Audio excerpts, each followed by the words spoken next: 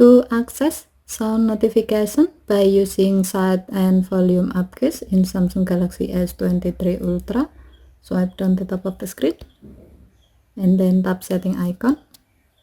Scroll down the screen to find accessibility.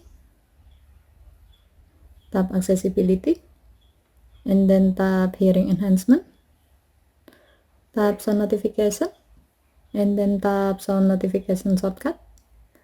If this menu is still on, tap the on off switch until the switch turns blue to turn it on. And then select press side and volume up keys.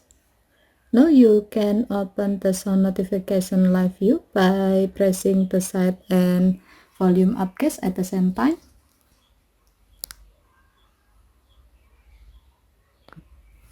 And then select sound notification.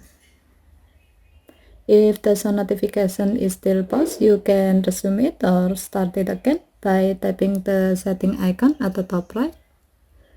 And then tap the gray on off switch next to use sound notification to enable this option.